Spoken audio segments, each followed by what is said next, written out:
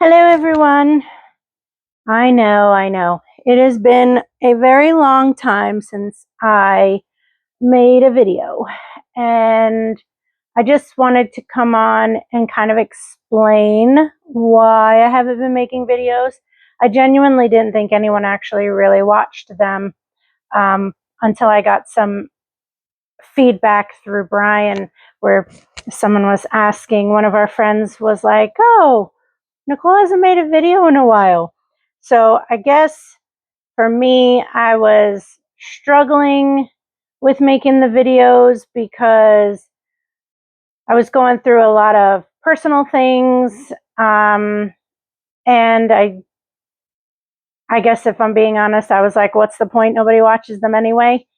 Um, but I have been really busy in counseling for like the last 2 months, working through some of the root issues that I'm having um, recently. And I was just going to talk about that a little bit. And, me, I'm kind of an open book, so I tend to share what's going on. And it kind of fit in well with one of our videos. So it may be a little longer of a video, but I'm going to try to keep it kind of short. So, about, I would say, like one of the last videos I did, it wasn't meant to be hurtful in any way, and I didn't take it that way, but it put this seed of doubt in my mind that what I was doing was good. And I received some feedback where someone had said to me, like, oh, maybe you should like write notes because you kind of seem like you're all over the place.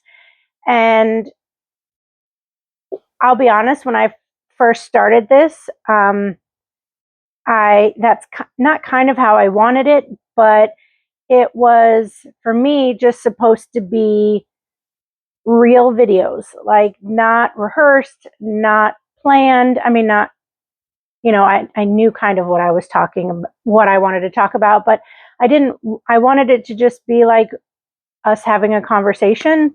It wasn't supposed to be like me preaching a sermon or anything like that. It was just like, this is what's rolling around in my head today.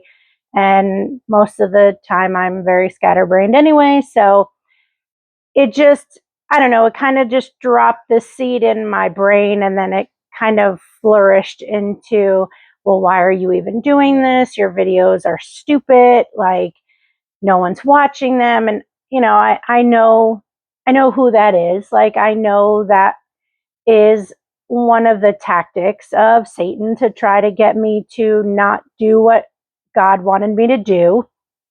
And I watered that seed, and I was like, you know what? Well, maybe I'll just miss a week.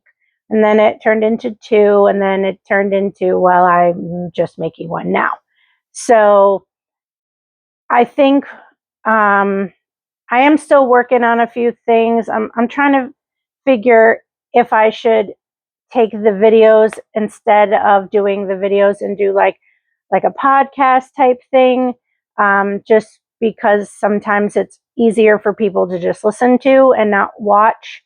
And like if I put it on YouTube or on here, most people have to keep it open. And like I know my husband like is like, oh, I have a hard time because he's working. So I may try to do something. I was talking to my cousin about maybe moving it towards more of a podcast type thing where people can just listen in their ears while they're working.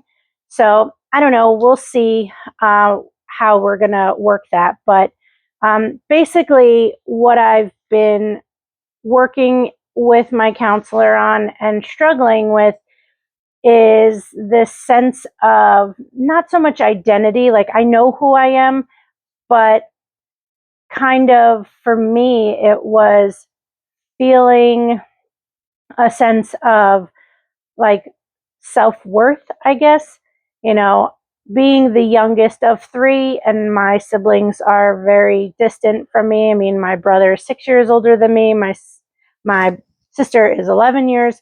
So, like growing up, I was always the kid that like no one wanted around.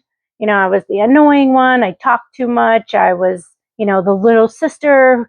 I was a little snotty, a lot of bit of snotty. So like that was my defense mechanism because, after being told all the time, like, oh, you're not wanted, or I don't want her around, like a kid doesn't understand that, they're just an annoying little sister. They take it as rejection.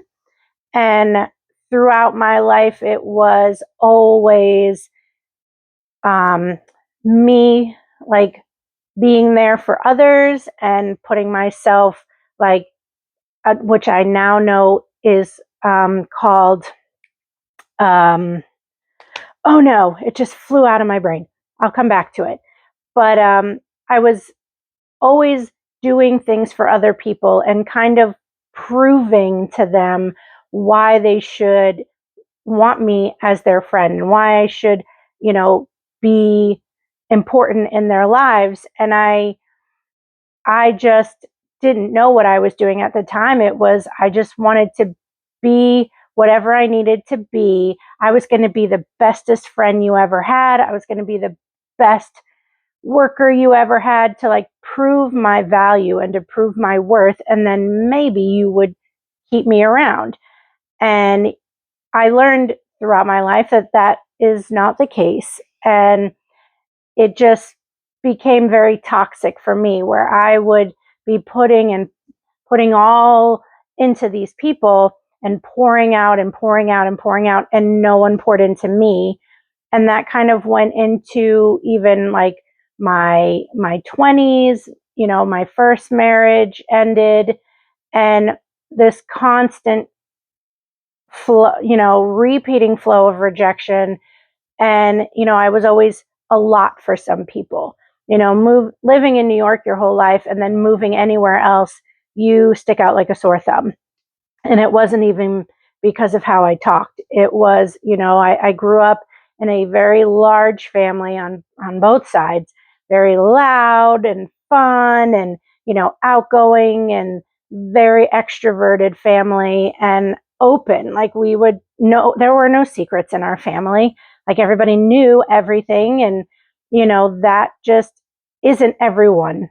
And as much as I fit in New York, moving to Pennsylvania and now in Indiana, it was something that I struggled with because people are more reserved and more quiet in most of the places that we've lived. And I just kind of never felt like I fit in. I felt like I was too much for people. I felt like, Nicole's just a lot.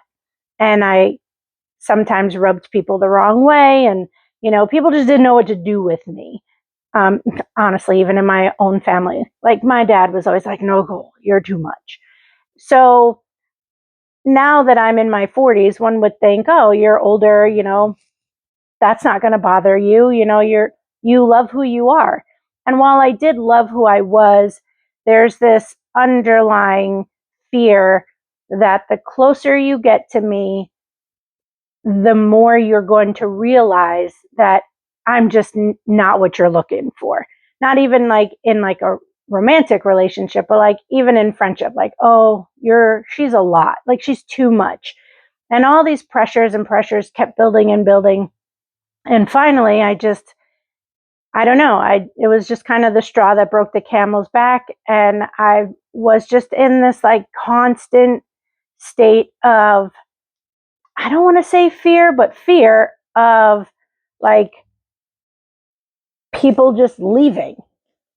Maybe it was when my dad passed away, but I don't think it was that. I think it's just a culmination of years and years and years of not processing what had happened and what has gone on in my life. So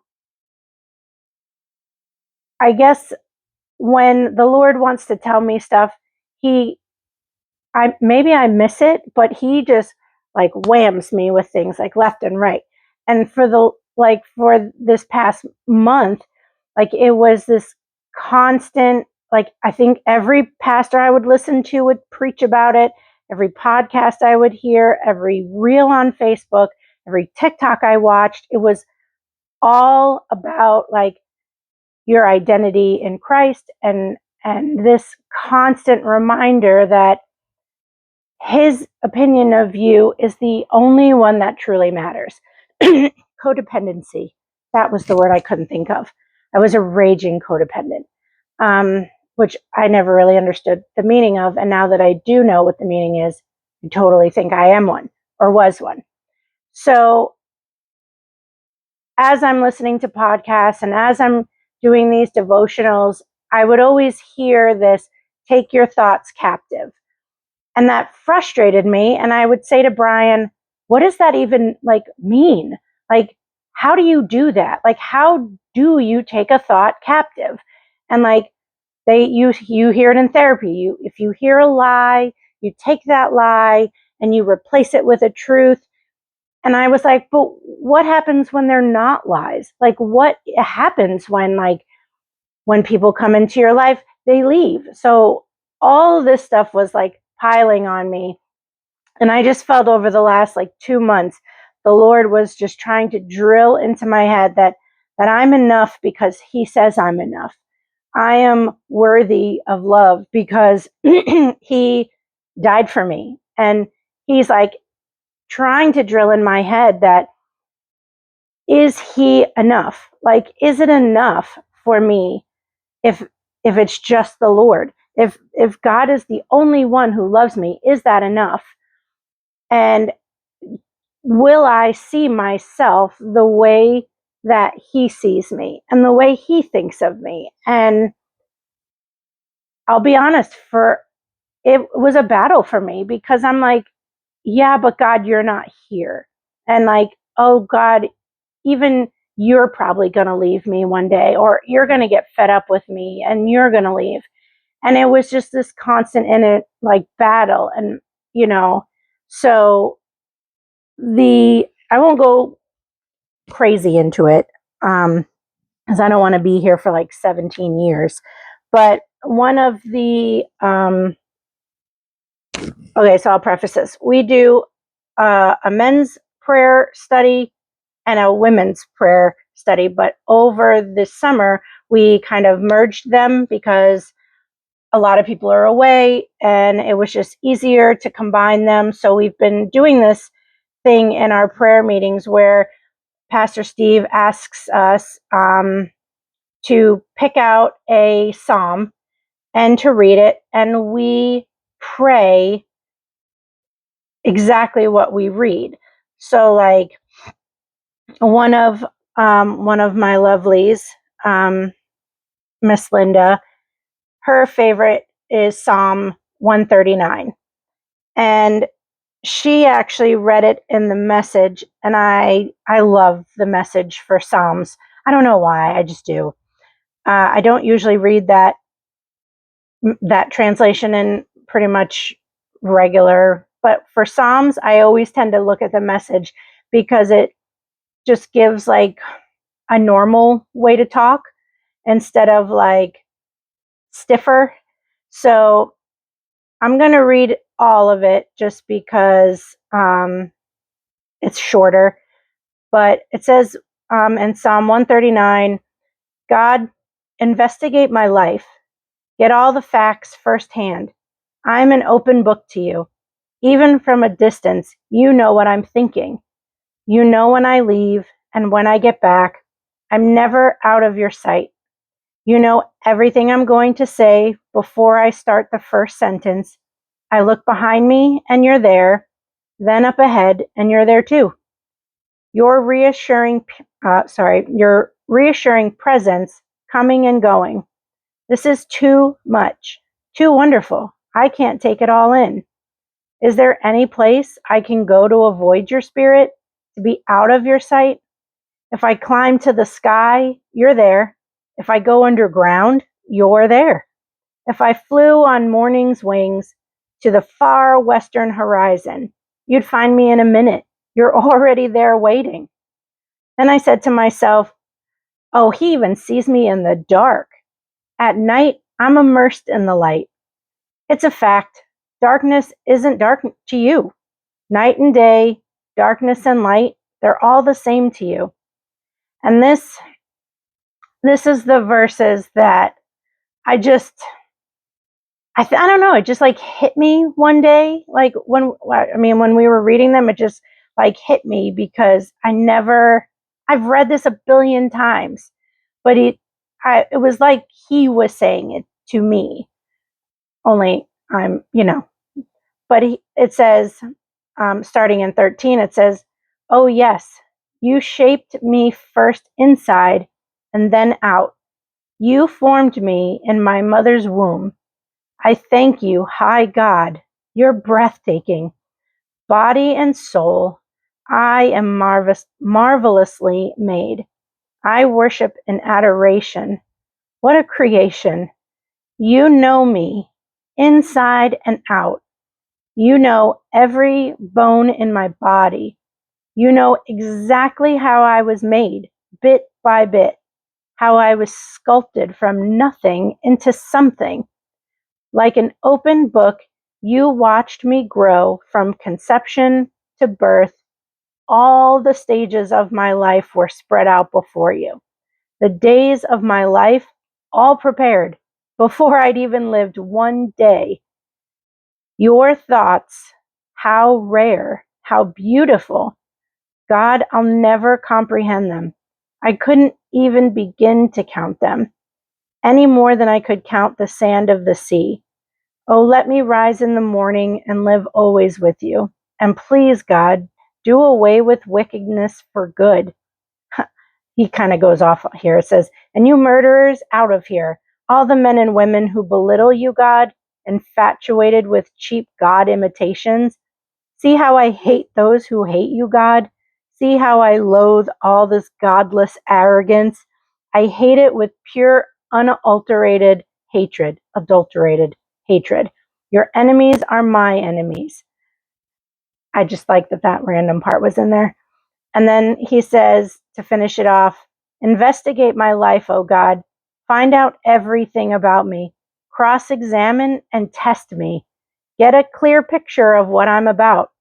See for yourself whether I've done anything wrong, and then guide me on the road to eternal life. So that was from David. David wrote pretty much most of the Psalms. But I don't know. It's, for me, I just thought it was so beautiful because he knows me. Like, there's not one single second that God regrets making me. And he knows all the crazy. He knows that I'm loud, and he knows that I'm an open book, and he knows how hard I love, and he knows my temper, and never once has he ever said, man, do I regret that. Like, for me, like,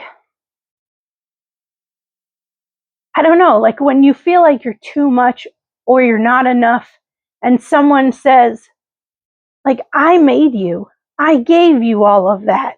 Like, you are perfect in every way to me. And it's not like, oh, you just have to say that because you're my dad. Like,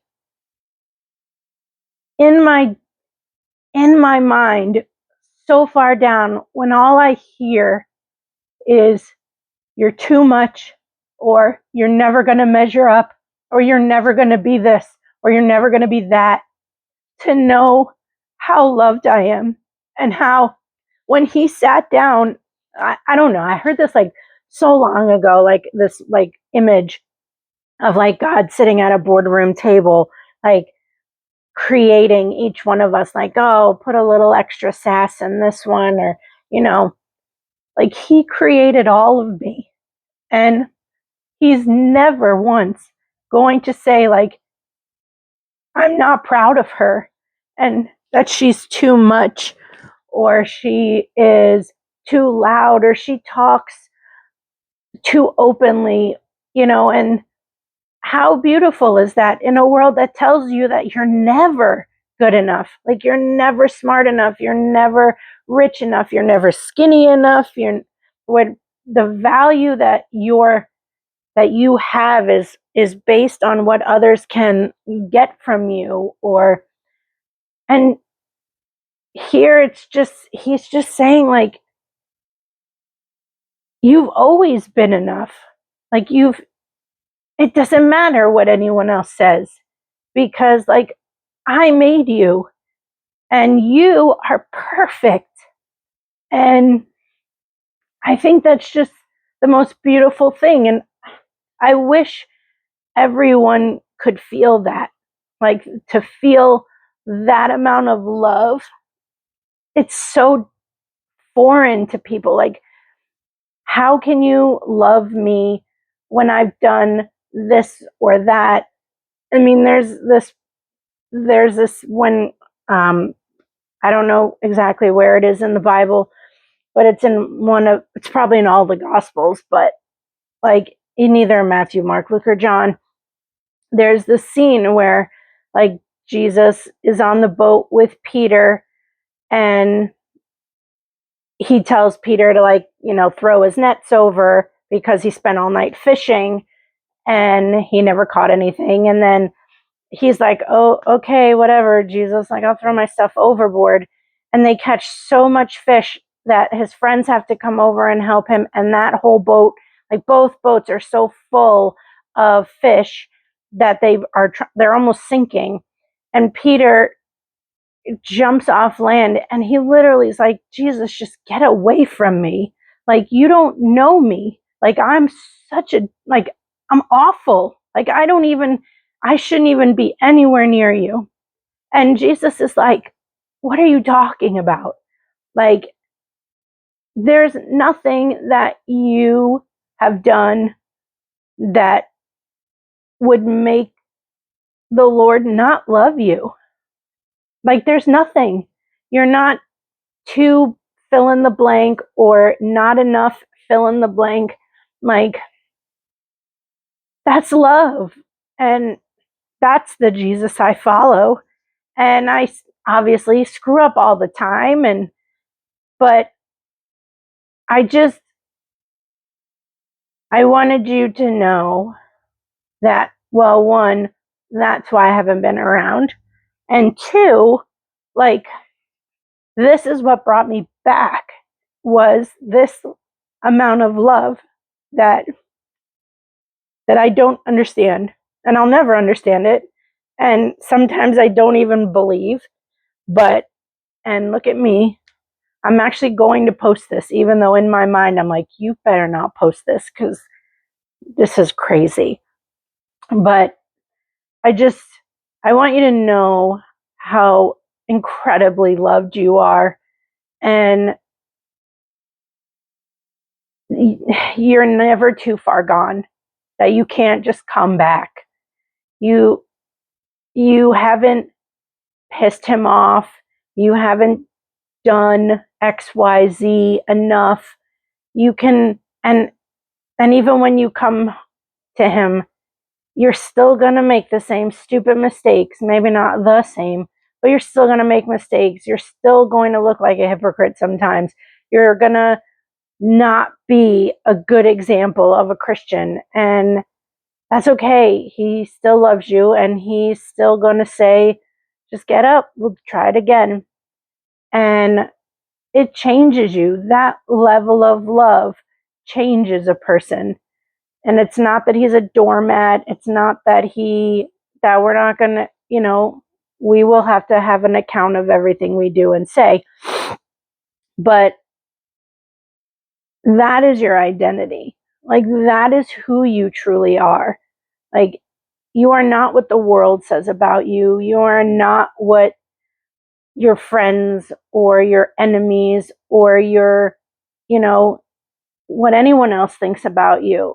It's when those thoughts creep in that you're not enough, or we'd be better off without you, or you're a terrible fill in the blank. Like, you're not. You're loved, you're human, you make mistakes, but you're loved. And his thoughts, God's thoughts of you are undescribable. Like, even as a parent, I sort of understand, but there's a level that I will never ever understand. So, thanks for being in my session today. But I wanted to share that psalm with you, because I just thought it hit me like a ton of bricks. And I think if somebody knew me and put me together and loves me, and his thoughts about me are precious, and I can't count how many times he just smiles every time he sees me. Like, every time he thinks of me, he smiles, and he's so proud, and he loves me. And I just hope I can even love myself a little bit of how God loves me. So, I will try my best to make my videos every week. I am, like I said, looking into different options, but that's pretty much it, guys. So thanks for watching this. If you are towards the end, I apologize, but I thought you needed to hear it, and I needed to hear it. And we haven't listened to me for a month, so 26 minutes, 27 minutes isn't terrible. So I love you guys. And yeah, if you think of me, just pray for me as I'm on this journey to loving myself as, and seeing myself as God sees me, and to take my thoughts captive and to replace them not just with what I think my truth is, but what God says about me and what his truth is. And when I struggle, that I just, as Brian says, sometimes you just got to suck it up and just force yourself to say, okay, fine. I don't know if I believe you, but if you say it and you're not a liar, it has to be true. And then eventually you will start to believe it. So, all right. I love you guys. Have a great day. Bye.